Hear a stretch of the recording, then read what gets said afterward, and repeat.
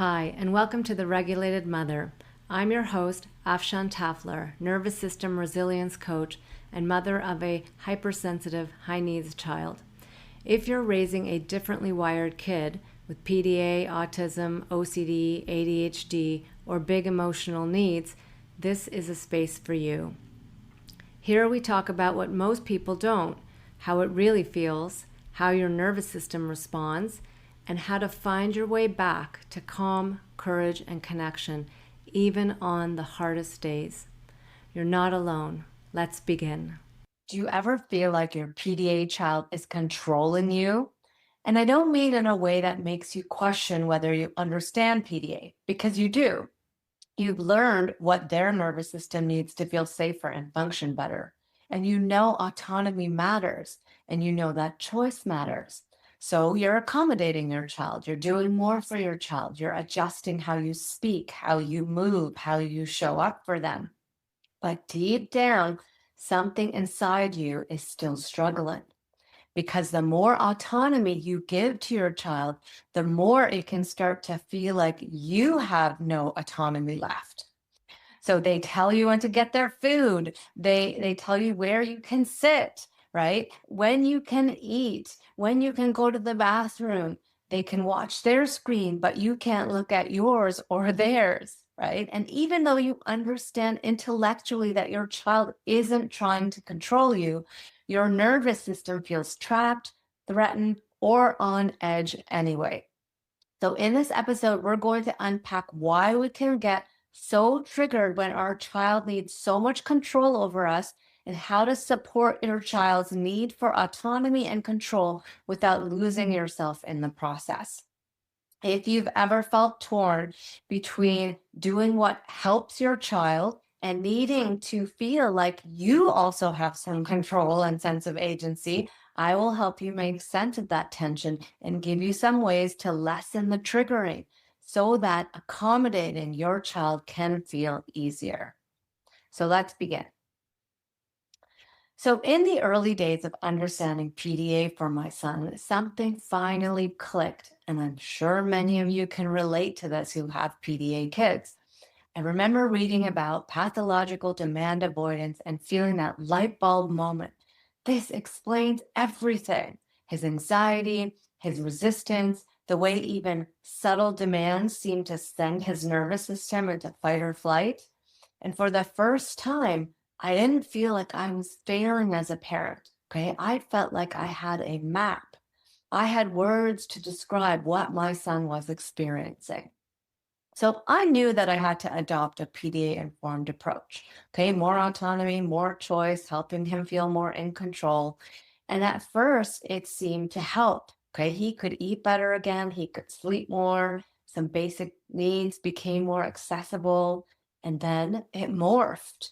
Suddenly, he wanted control over when I could go to the bathroom, when I could eat, when I could rest, or whether I could watch TV while he watched his. He could watch, but I had to look the other way. Then it became about when I could sleep. Okay. And it felt like it was spiraling out of control, because inside I was losing so much control, and that felt deeply threatening to my nervous system. And yet, every time I saw him meet a basic need, like eat more food that day, use the bathroom more often, get some sleep, access hygiene, and even like laugh and have some fun, I told myself, this must be the right thing. So even though it was costing me, right? And I'm sure many of you can relate to this. And underneath it all, there was fear running the show. Not just fear of conflict, but fear of consequence. I have to do this or else he won't eat. If I push back, he'll lose access to the bathroom. If I get this wrong, he won't sleep. If I don't accommodate, everything will fall apart, right? And there will be lots of violent meltdowns. So it's all on me, or else he can't access any skills. There is no other way. Okay, these were all the fear-based thoughts that I was having. And I would reach points where I couldn't take this much control over me anymore. The pressure would build and build until I would blow. And then I would feel bad. Then I'd swing back into what felt like giving in again because the fear returned. And because I didn't know how to meet my own needs inside this context without making things worse. My inner critic was relentless. Okay. You're doing it wrong. You're giving him too much control. Kids shouldn't have this much control. For a kid with anxiety, this is too much for them. You're making it worse. This is what I heard in my head. Then came the resentful thoughts, that I was also ashamed to admit. I hate my child. He's controlling me. He knows what he's doing. And then the despairing thoughts. I can't meet my needs. It's either him or me. I'm powerless. I give up. I give in.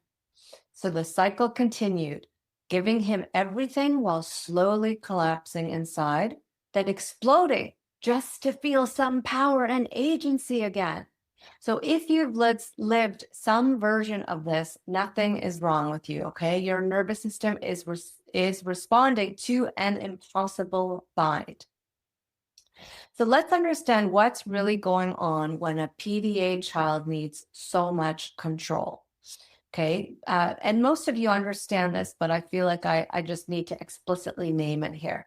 So to make sense of why this feels so destabilizing, we first need to understand what a PDA child's behavior is actually communicating and what it isn't, in case you don't already understand this.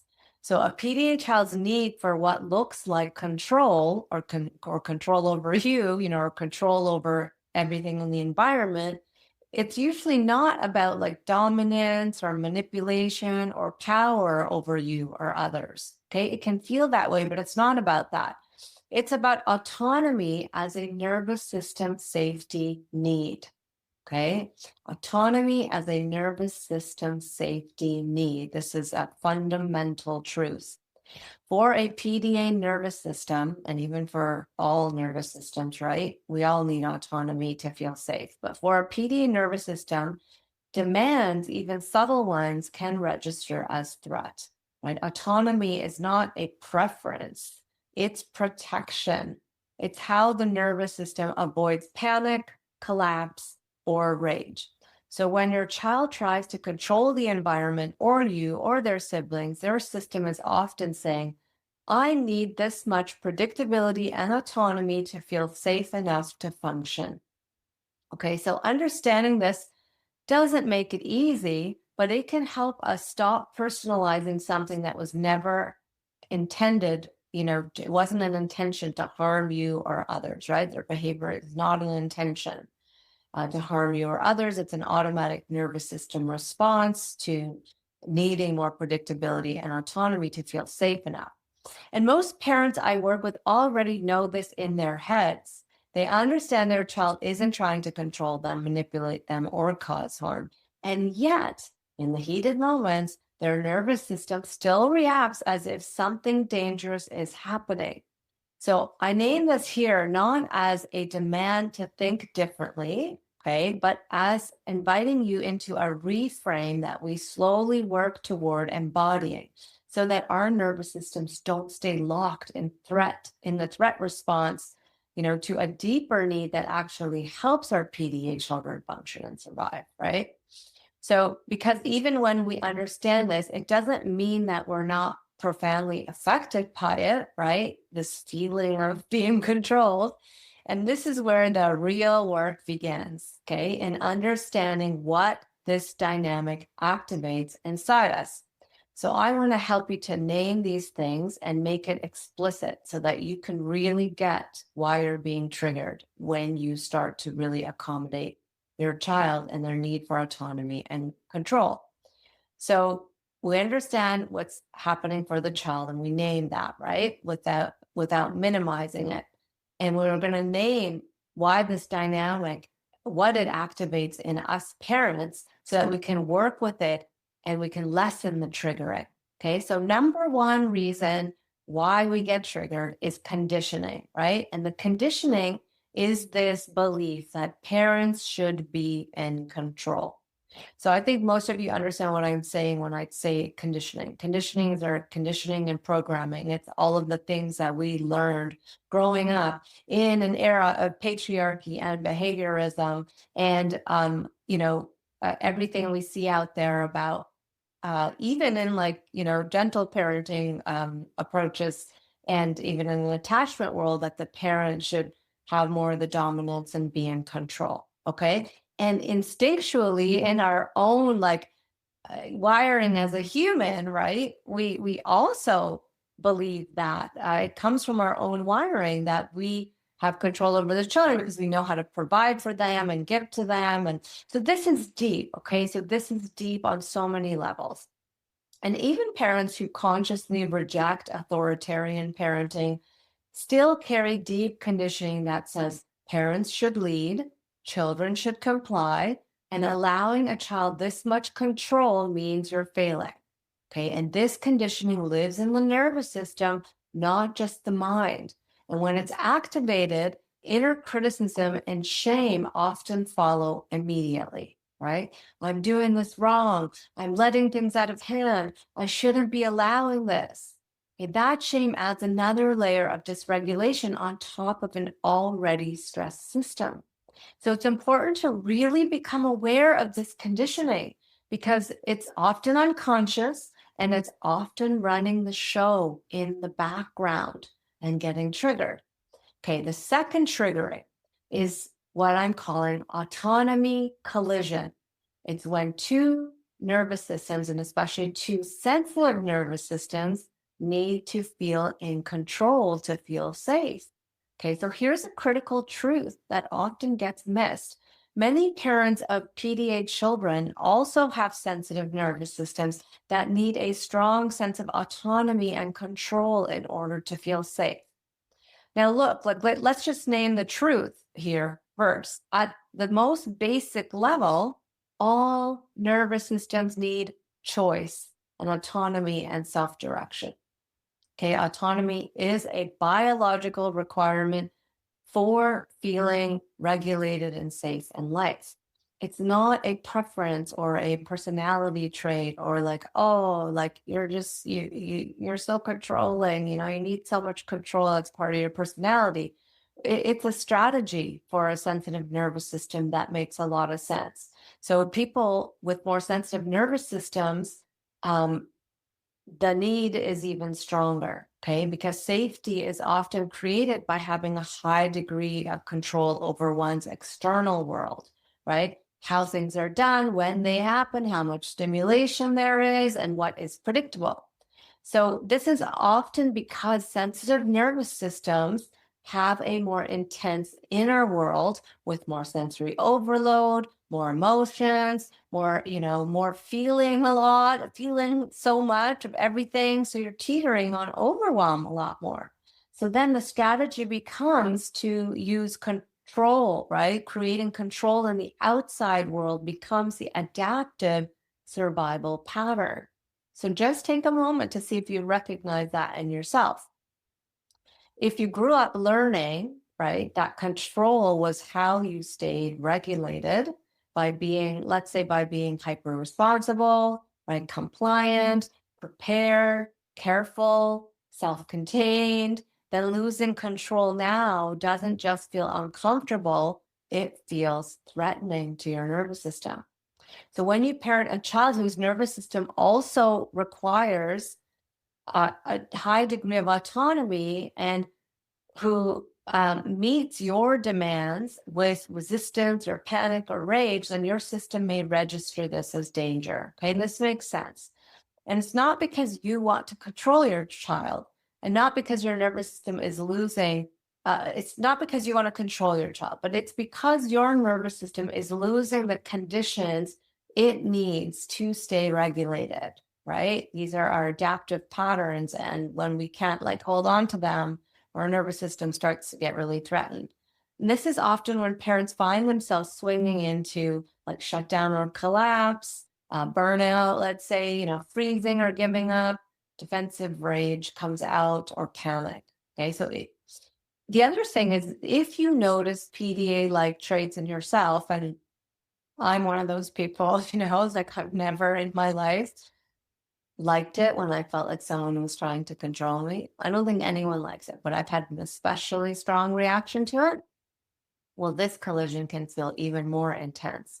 And for some of you, you may be PDA parents yourself, right? You may identify with being PDA yourself as a parent.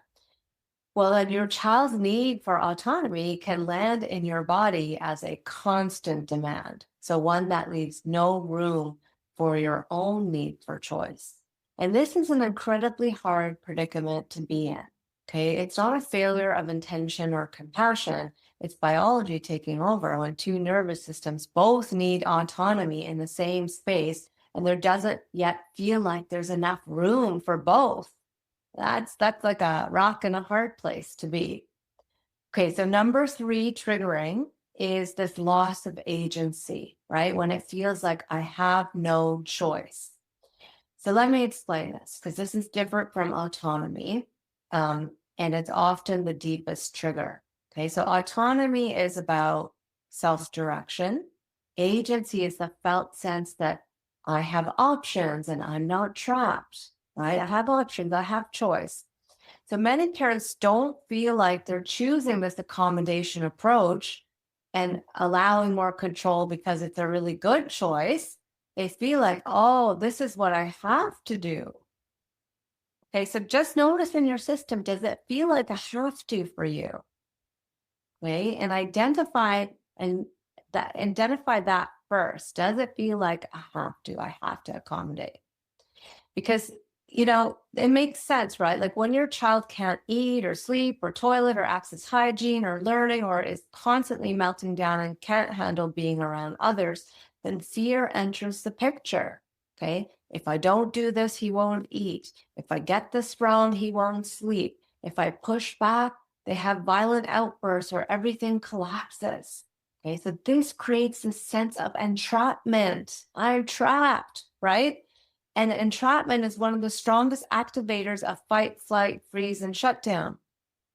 Okay, the nervous system needs choice in order to feel safe and function well. This is a biological imperative. Okay, when a situation is experienced as having no choice, the nervous system moves out of regulation and into survival, leading over time to panic, collapse, resentment, rage, or burnout.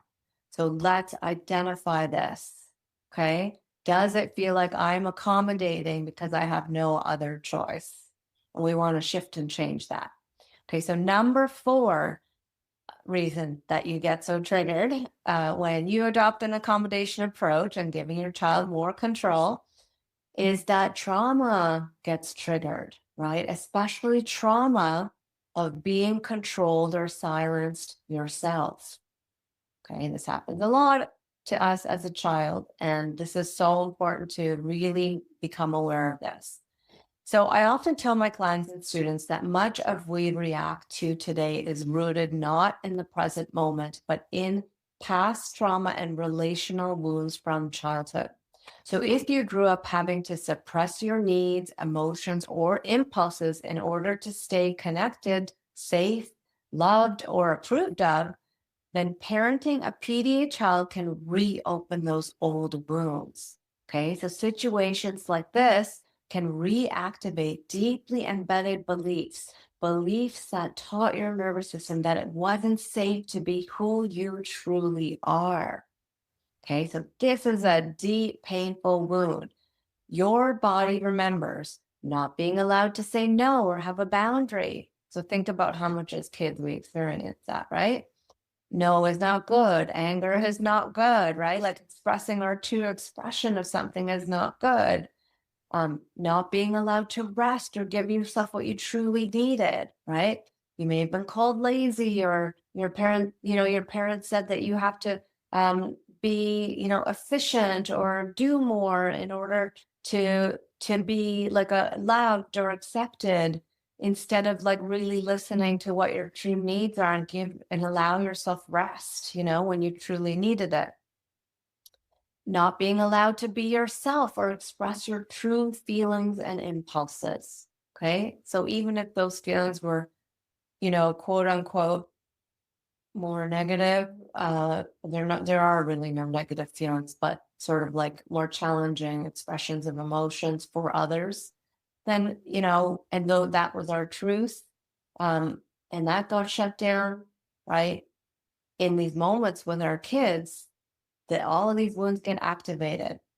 Okay, so when you need to change who you are now for your child, right, which we're all doing to accommodate their nervous systems, we override our natural impulses, we block our true no when we want to say no, right? Or we suppress our authentic expression in order to accommodate your child's nervous system. Like I know that I couldn't get really excited and playful for a while with my child because he couldn't handle it. So then your system may react as if that childhood trauma is happening all over again and you're being shut down all over again.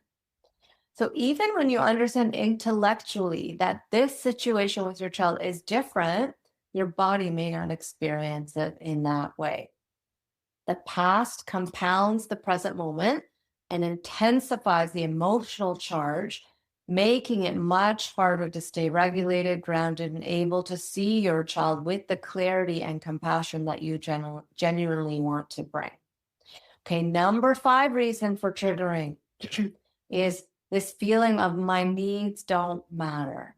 Okay, this comes from attachment wounds and then developing this way of being called fawning, okay, and then which gets activated with our kids.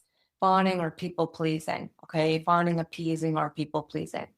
So for many parents, this dynamic, with our kids and accommodating them intensifies a deep relational wound.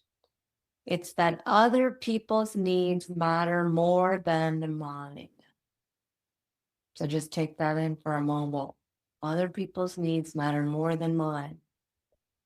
Does that resonate with you? Is that something that you're operating through? If you learned early in life, okay, that staying connected and attached meant being more accommodating, compliant, or emotionally available at the expense of yourself and your true needs and your true expressions, then parenting a PDA child can quietly reactivate this pattern. Okay, your nervous system may default to people pleasing or appeasing or even self erasure, erasing yourself, which is more fawning. Okay, it's not because you want to disappear, but because this was once how you stayed safe and connected. So now that you're accommodating your child more so that they won't react and a part of you, has a hard time tolerating their intense reactions because you've had a lot of traumas from them, then your system may default to this pattern, but it burns a lot of energy, right? People pleasing, appeasing, fawning burns a lot of energy, and it's a stress response. So over time, repeatedly putting your own needs last can lead to this feeling of apathy or despair or depression or emotional collapse. And on the other end of the spectrum, when the system can no longer tolerate the self abandonment, it may swing into explosive rage as the only way to reclaim a boundary and feel some sense of power and agency again.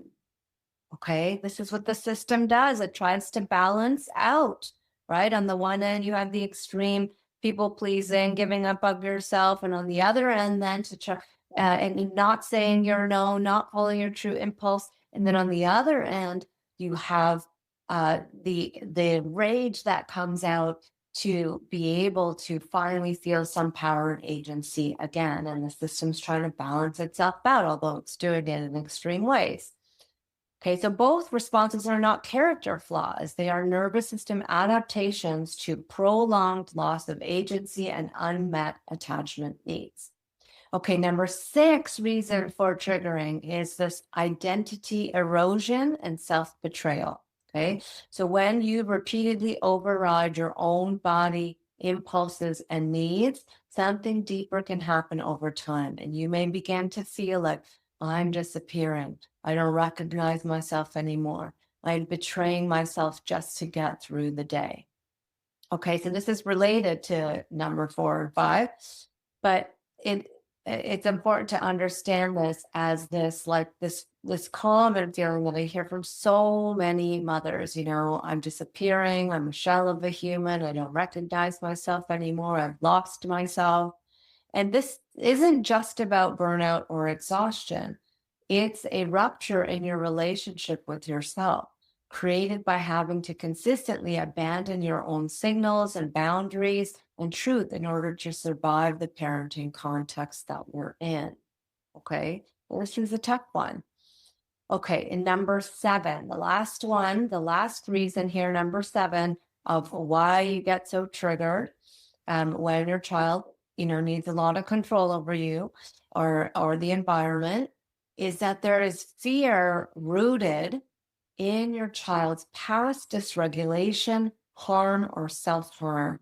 Okay, and this is the reality that many parents also carry deep fear rooted in real past traumatic experiences with their child. So when you've lived through repeated episodes of severe dysregulation, your nervous system learns quickly that something terrible can happen when things go off the rails.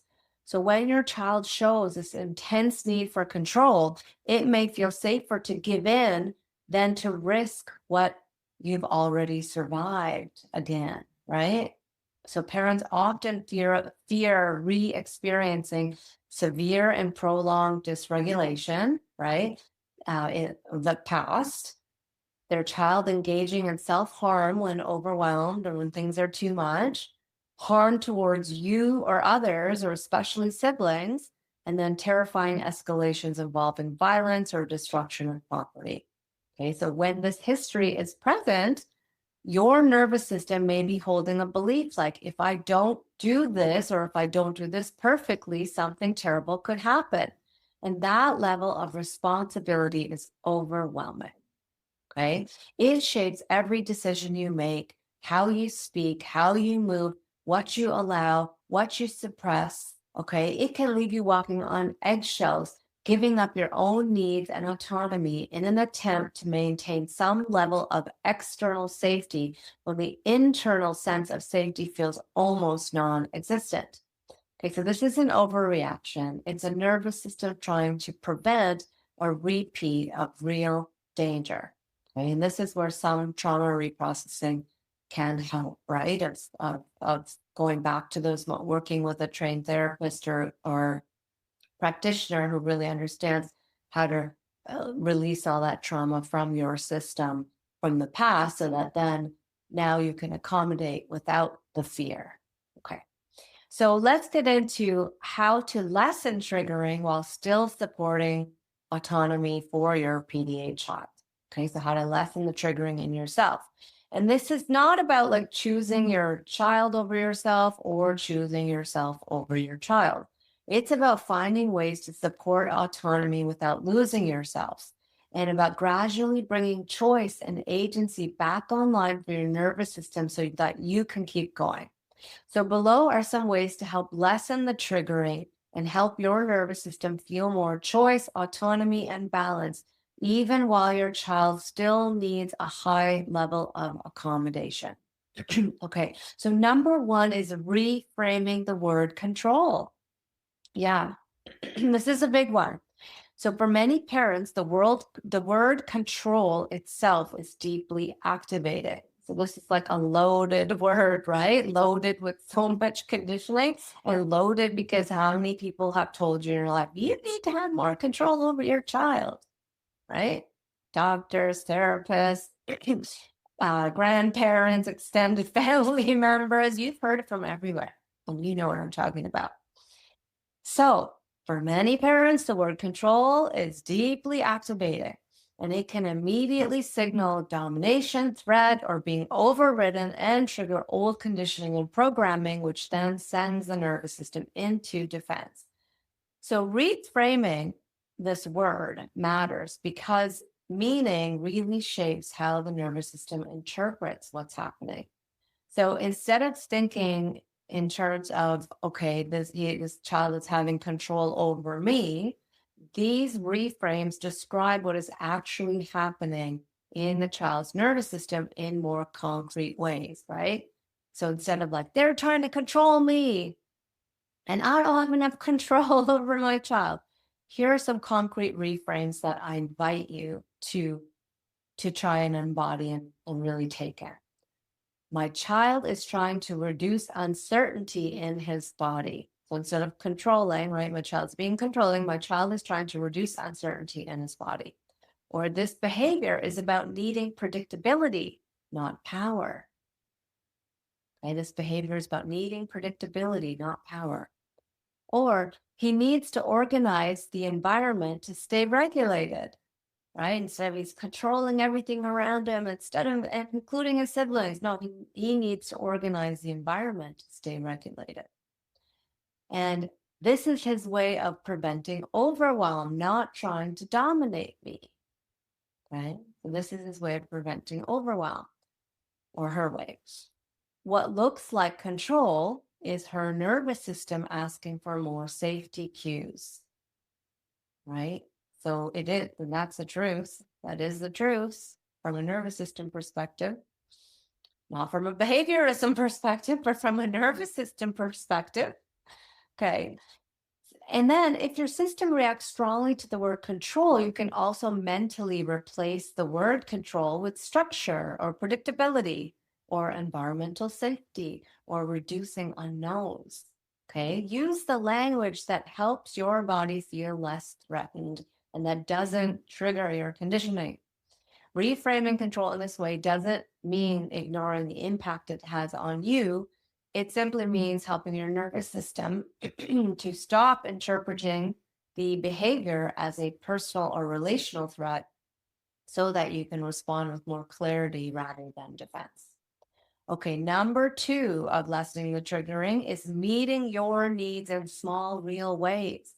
Okay, when it feels like autonomy is disappearing completely, and when you feel like you can't even meet your basic needs, the nervous system will get triggered. So instead of trying to reclaim autonomy in big confrontational ways, we bring back autonomy in micro ways. Okay, these small moments can help restore the felt sense of I matter too. Okay, so before responding to a demand, right, your child's barking at you for something. So before responding to the demand, just take a pause. Feel your feet on the floor so that you can feel presence. Feel yourself in the present moment. Take one slow breath into your belly with a longer exhale, right? And then go meet the demand. Stretch your hands or shoulders just to release a little bit of that stress energy getting built up. Stress load getting built up, right? And then go meet the demand. Or just take a moment to take a sip of water and meet your need before meeting the demand. Okay, so these small acts matter because they signal, oh, I still have choice. Oh, I still exist. Oh, I can give myself what I need before I meet another need of my child. So agency doesn't necessarily require big boundaries, okay? It can start with little tiny ones with awareness and attention on board. So when you help yourself feel even briefly that you can follow your own internal impulse and care for yourself, then your nervous system feels like it has choice to do something instead of stay stuck, and it settles and feels safer. Okay, so number 3 of lessening triggering is working with control over your basic needs in safety informed ways. So I want to be very clear here. Okay, I'm not advocating that parents permanently give up control over their basic needs like eating, drinking, resting, using the bathroom, or sleeping. Although the reality is that sometimes many of us have to do that or feel like we have to do that, right? And there was a period where I felt like I had no choice because safety was fragile and basic needs were barely accessible for my son. So that's the harsh reality that many of us can live in. But that really was not the end point. Okay. As more safety came online, I worked one step at a time to help my son feel safe without controlling my basic needs. And I did this by offering autonomy and choice in many other areas. Okay, so letting him feel control, autonomy, and choice in many other areas besides my basic needs. and slowly shifting the expectations around my basic needs. Okay. And also, it was so important for me to work on my own nervous system so I could tolerate his distress and rage when I didn't comply, when it came to my basic needs. Okay. And then when he saw that I could be okay with his distress and I could still do what I needed and I still came back to him over time, he realized, that he was okay with me meeting those basic needs. Okay. And I realized something important too. If I didn't feel safe meeting my own basic needs, then my child would never truly feel safe either. Because guess what? He reads my nervous system and he becomes me, and we become each other. That's the reality of nervous systems. You all pain with each other, right? Okay, so this wasn't about enforcing boundaries for him in a harsh way, right? It was about building enough safety that autonomy didn't come at my expense. Okay, but the boundaries did need to come in eventually around my basic needs. Okay, so number 4 of lessening triggering is redistributing control so it doesn't all fall on you. Okay, so there was another turning point that made a profound difference for both my son and me. I realized that his need for control didn't actually have to be met only through me. At one point, I hired a caregiver, someone my son could direct, control, and feel autonomous with. Okay, this gave him a place to fill that control bucket without all of it landing on my nervous system. Okay, and this impact was significant. It reduced pressure on me. It softened the intensity in our relationship. It gave me something that I desperately needed, which was space. Okay, space to rest, space to regulate, space to heal my own triggers without constantly being activated. Okay, and what surprised me most was how much this helped our relationship. So when I wasn't carrying the full weight of his need for control, I could show up with more patience and clarity and genuine connection. Okay, so this wasn't, giving up or avoiding the work, right? I did the hard work of really looking what was getting triggered within me, and I continued to do that work. And but it was recognizing that one nervous system cannot hold everything alone. Okay, and that was a big learning for me to recognize and let go of that, and then put it out to the universe to find a way to get help. That there are others that can be part of this team and help take on some of this load. Okay, so for many PDA children, having autonomy and control with someone else can be deeply regulating, right? So sometimes even more so because it removes some of the attachment charge from the parent-child dynamic. So for some of you that are not able to get support for various reasons, my heart goes out to you and I get it, right? Not all of us have the means to get the support. And my suggestion would be to keep working on taking micro moments of self-care and feeling your autonomy and choice in the little moments. And when you do have time, take that rest, okay? And over time, though, those little micro moments, they do add up and they help a lot. Okay, number 4 reason number 4 way of lessening triggering is allowing grief and reclaiming yourself over time. Okay, so some of what this parenting journey brings up isn't something to just regulate away. It's something to be with, to grieve. Okay, so grief for the loss of ease, the loss of spontaneity, the loss of meeting your own needs freely. Okay, the loss of who you thought you would be as a parent. Okay, when grief is bypassed, the nervous system ends up going into numbness or depression or resentment or rage. So allowing yourself to name what has been lost without judging it helps your nervous system stop carrying the weight alone. Okay, this is also part of how you reclaim yourself. Okay, it won't happen all at once, but in small moments where you remember, I am still here, I still matter. Okay, grief is not giving up, although it can feel that way sometimes. It's how the nervous system metabolizes reality, right? The losses that we truly experience, we metabolize them, we process them so that we can move forward again. Okay, now the last reason, the last way of lessening triggering, number 5, is letting fight and flight energy complete.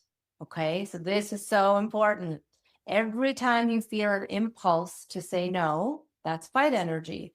Every time you feel an urge to run, disappear into your phone, or escape, that's flight energy. Okay, those are impulses that are going to come up over and over again, when you're feeling like you're being controlled. So when those impulses are repeatedly thwarted or blocked, right? You have to shut them down and they have nowhere to go, then that energy gets trapped in the body. And over time, that trapped fight flight energy, it leads to exhaustion, burnout, numbness, or it ends up exploding in rage. So it's important to help this energy complete and release from the body in intentional ways.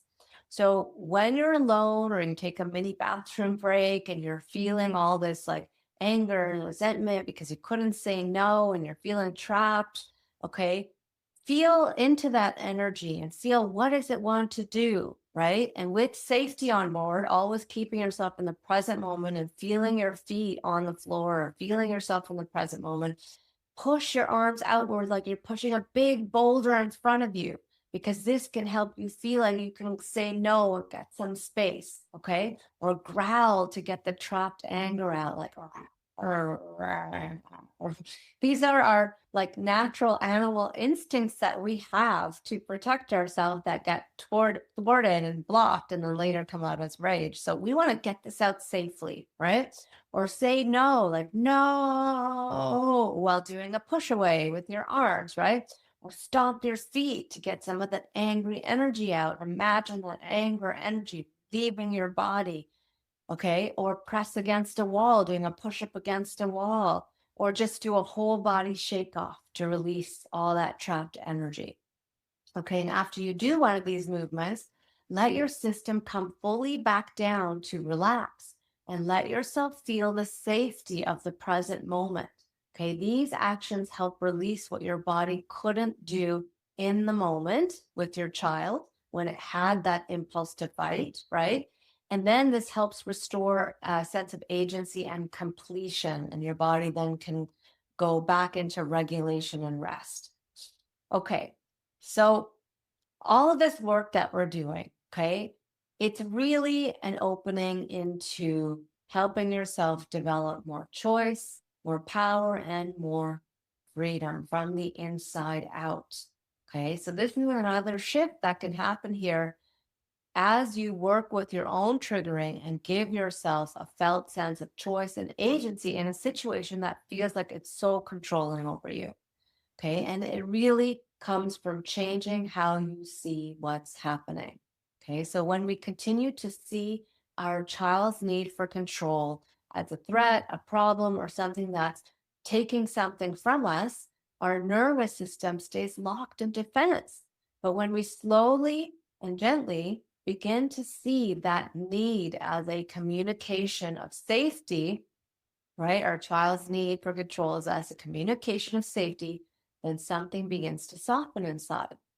And as Wayne Dyer, who's one of my favorite authors, um, and self-help gurus said, when we change the way we look at things, the things we look at change. So this doesn't mean that the behavior necessarily disappears. What it means is that your relationship to that behavior changes. And that changes everything. Okay. When you can hold your child's need for autonomy without personalizing it, and at the same time begin to meet your own needs in small, real ways. Okay. When you can allow what is in your child without abandoning yourself, and when you stop fighting reality and instead starting to work with it, right? Allowing all that is and work with it, then the experience inside your body begins to shift. And what once felt like one heavy, impossible problem starts to feel like an opening, an invitation, a place where you are learning, not just about your child, but about yourself. right? You begin to discover that your power was never about controlling the situation. It was about how you meet it, how you meet that situation. And as you heal the triggers inside and you reclaim agency in small ways and grow your capacity to hold both yourself and your child, then something unexpected emerges. It's a felt sense of autonomy, a sense of choice, a sense of freedom, even inside a hard reality. And it's not because the situation is easy, right? Because it's not, but because you are no longer trapped inside it. Okay, so this is the kind of power that doesn't collapse. And that is what makes this path not just survivable, but transformative. So thank you for listening. I hope this helped you. And if it did, please leave a comment, share with others, as I'm sure there are many other parents going through these challenges too, and they could use this help. So thank you. Thanks so much for listening to The Regulated Mother. If this episode helped you feel a little more seen, grounded, or hopeful, I'd love for you to share it with another mom who might need it too. And if you want more nervous system tools and support, head to my website, illuminateyou.ca, to grab my free ebook and video series. Until next time, be gentle with yourself. You're doing brave and meaningful work.